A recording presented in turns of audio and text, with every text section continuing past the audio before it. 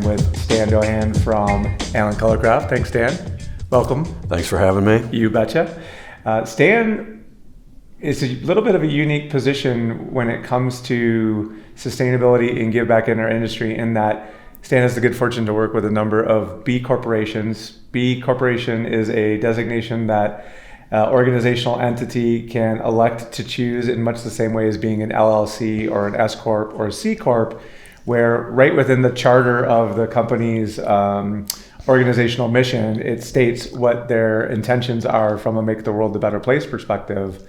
And it's kind of the de facto standard for giving when you think about it, really, right? So congratulations on having the opportunity to sort of have arranged your product line to be able to have a healthy dose of that kind of giving in what you all do. But I think because you represent a number of different lines, I think it's best for me to just give you an opportunity to sort of talk about those product lines that you represent and what some of the different givebacks are that. Okay, that sure. Thank you.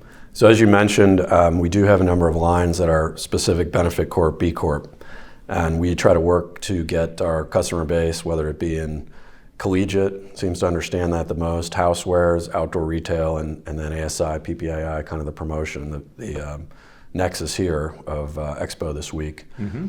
To understand what that means, the parameters, and how they can incorporate that for their customers. So some of the brands that truly have a give back proposition, whether they are contributory, maybe percentage of revenue, et cetera, our best known would be Thermos, Under Armour, Life Factory, very well-known retail brands.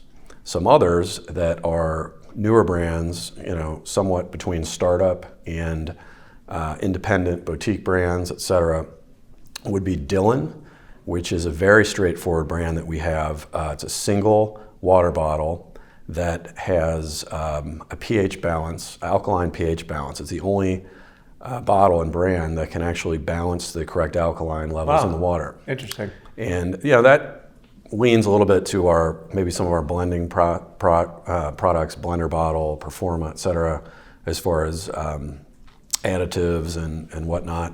But that battles a lot of what has been the talk in health right now of acid in your body and cancers and other things like that. However, it does have a very clearly stated B Corp and benefit give back proposition. So that's probably the most simple one that we have, single line bottle. And is their give back, is it water related? It is water related. In fact, all of the brands that I'm going to mention are water related, rather more specific directly, like our Naeco brand, which is just simply ocean spelled backwards.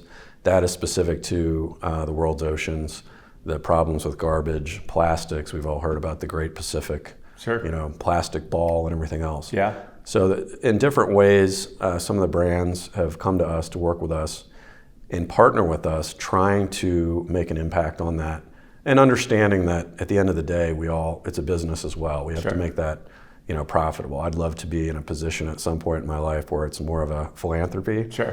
But right now, my business that I own is for profit. Sure.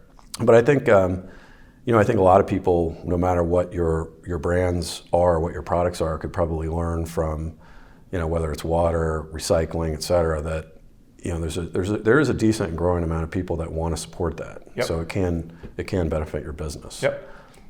So you had Naeco, you had the Naeco, which is Stojo backwards. Right. Full disclosure, I didn't name it. A lot of these are good for retail. We have a lot of retail packaging. They're higher end products that have enabled us to lower our minimums. Some of it's gifty, some of it you can literally, we're down to one. And the history of our company, it's our 61st year.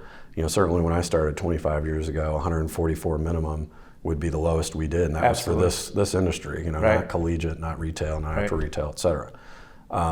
So some of the other brands that this plays into, we mentioned, of course, Dyln, we mentioned Naeco, Stojo. Stojo is our fastest growing brand overall, and we currently have 17 exclusives that we do offer for custom print in promotional products. There are 3 different sizes of collapsible water bottles made of silicone. Silicone's a good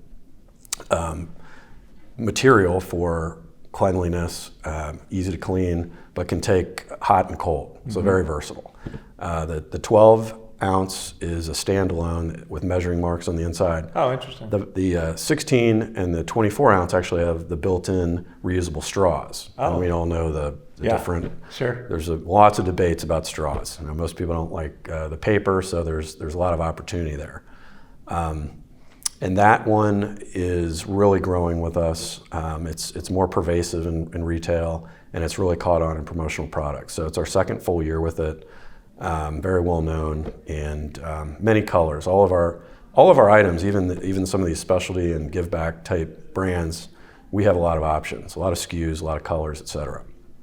Another one, and we do have our Danish partners who ReTap is not our brand specifically, but they're a good example of some brands that come to us and say, from overseas, in this case Denmark. And we talked about Dopper before in the Netherlands. We still work with them to an extent. They were probably the original and best known B Corp. First one we started with. We still deal with the stainless steel, not so much the Triton material. Mm-hmm. But ReTap is very straightforward. It's a borosilica glass, one of 19 different color options, a silicone top, spill proof. You could put it in your computer bag and not worry. But it's made of glass. It's made for the people that really want to drink out of a glass bottle, and it's very European. It's simple, sleek, cool colors, options. Literally has wooden lids as well as an option, and glass is very easy to imprint. So we can, with glass and anything that's translucent versus opaque, any number of our different types of machines can decorate that. Sure. Not just 2 colors, maybe 3, but you're talking about 6, 7, etc. Yeah. So you really, really make that thing very much high end. Very much, and. Again, it's got some wonderful retail packaging. In this market, we include the same retail packaging for the same customer experience that you would get going to one of the retailers. If you walk into an REI, if you walk into a Bed Bath & Beyond, if you walk into a Container Store, on, or even one of many independent boutique retailers, you have that same experience. Yep. You literally open it up out of the package, take it out of its hang tag, it's just imprinted. So it works out very well. Probably the last one I'd like to touch on is our newest, very newest brand making its debut here. It's called Vinglace, and it is quite high end. It's for people, again, that prefer to drink out of glass.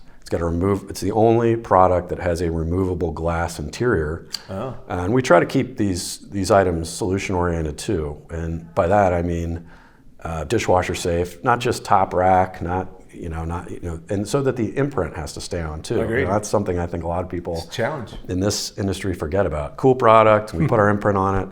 It's not less than $1 item where it's okay. It's almost disposable. Sure. So the exterior proposition is stainless steel, usually powder coated, and again, wonderful, more involved retail packaging, more gifty. Literally, one of the items in it is a wine chiller. We'll sell one. Sure. It's a beautiful gift box, then the stemless wine, and then the tumblers. Pretty straightforward now. Like a lot of startup brands, we'll build it out as the market dictates. Mm-hmm.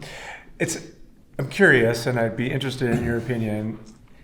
We're noticing that in the drinkware category, that if we were to look at the percentage of product in the category versus the amount of give back that's going on across the product set, drinkware seems for some reason to have really latched on to this give back notion.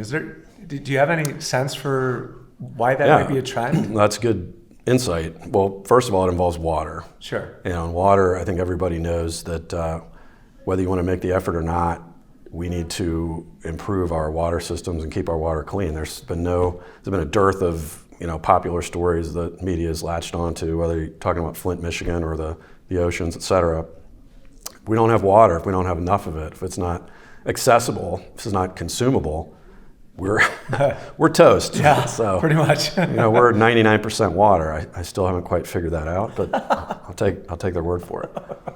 Yeah. The other thing I think is the compliance and safety issue. Sure. Anything that touches food service, and water is the most prevalent beverage, of course, and really food substance in the world, and always will be. Mm-hmm. So it kind of gets scrutinized the most in this industry. Maybe it's a challenge, because it increases our costs and everything, and we want everything to be safe, and we want to try to be good citizens and also good competitors, and not point at the other guys that are making it harder, that are getting caught, trying to get through things, having problems, and then we're saying, hey, we go through the audits, we do all this stuff, so let's be reasonable. Well, I think what's really telling, especially in the water space for drinkware, is the preponderance of retail lines that when they launch with give back.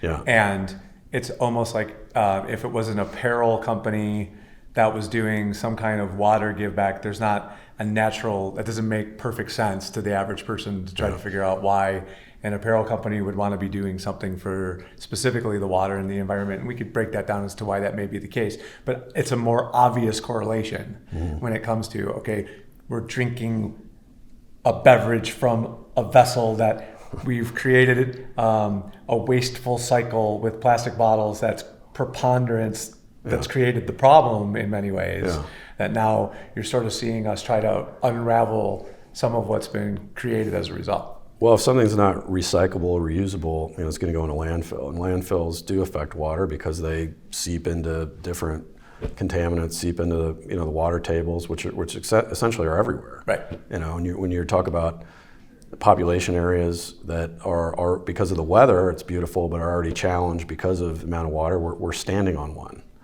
The fact that Las Vegas, Nevada even exists is somewhat of a minor miracle, and I don't even want to know the engineering behind that either. But you're talking about places like Southern California and other places that have been growing, certainly decreasing in their growth now for many reasons, but still, it's taxed. It's taxed every day. Yep.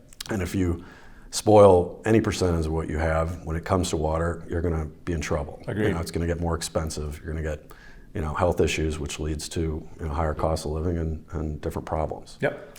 So given your expertise and knowing that, unlike a lot of the other content that we in the industry will typically create, this is really meant to be a piece of content that is directed specifically at the buyer, him or herself. So if that buyer were actually watching this at this very moment and you were speaking to them in that opportunity of when they're ultimately trying to make a decision about what to buy. From your perspective, if you were trying to impart upon them some wisdom as to why making a purchase decision that includes a give back would be a wise decision to make, where would you come out on that? That's what we call deciding in your quiet moment. It's like voting. No one's looking. Are you really serious about having kids, a future? Make yourself feel better. Do it for not only yourself now, but the future, because we've certainly done enough to screw up the environment, certain things. And I'm by no means an incredibly liberal environmentalist or anything. I've been ensconced in the facts through my business, and we really need to do our best to try to make the best decisions we can. And it doesn't always mean spending more now, and that's important. Right. I think it is important. There's a lot of products. You think about, we're the leader in USA-made ceramics and glassware and other things that are more easily imported now, most notably from Asia. And sometimes you're talking about costs that can be twice as much, but there's always going to be a big market in that, because whether people want to be patriotic or, in this case, with our discussion today, people want to watch out for their future. There are options now where you can get very good products, and these tend to be higher quality, better engineered products in much the same cost area as some of the less expensive, cheaply made, et cetera, right, almost disposable, products. But some of those cheaper ones really aren't disposable. Paper or something can be recycled is one thing, but you're talking about lower grade plastics using a lot of petroleum and everything. In the end of the day, those cost more. It's going to cost you more. You're kicking the can down the road, literally kicking the bottle down the road. And when you think about the use and the amount of time and the quality that you have for certain reusable drinkware products now, your cost per use, cost per view when you're talking about advertising, will end up being less. Right. Especially when, unlike a piece of apparel that will only get worn in rotation, something like someone's personal water bottle never really leaves their side ever. That's a good point. It's really become a accessory. a fashion piece. Agreed. And we market that quite a bit. You know, back when we got involved with launching and starting, one of our best known long time we had Camelback, and we developed that. You know, that's how the predication there was as a personal style piece. And you see that a lot with younger people today. You know, I went through college and all that stuff, and it wasn't quite the same back then. I remember a recycling program actually started, you know, when I was finally a senior undergrad at Denison University. Now it's unheard of almost not to have your water bottle. It's almost like a social peer pressure to be using a Smart Water or Aquafina particularly, or Evian or whatever. Yeah. And really from a health perspective, and everything we know about BPA and bisphenol A, all those wonderful springs in France and everywhere, and Perrier where the water comes from, that's great, but it's in a plastic bottle, and if it's warmed or cooled to come over here, you know, the BPA is going to leach anyway. So you might as well be responsible for your own water and what goes in your body, and there's no better way than using a higher engineered reusable water bottle, particularly branded. Well, and I to your point, 100% agree that the water bottle has become a fashion accessory. And it's somewhat out of necessity, but because of the preponderance of choice that's available in the category, you really do have the freedom to make a personal expression in the choice that you make, and actually have it be somewhat defensible, because many of the products in this category do have a give back. So you've crossed that give back threshold, and now it's a matter of personal expression. It's what part of your own narrative do you want that choice to be? Right. And most buyers these days, given especially what you said, and I think it's really important to highlight, is that the cost differential really has gotten to the point now where it can be a part of the discussion if you want it to be, but it doesn't have to be. And that's really the important part, is to know that you can have that impact.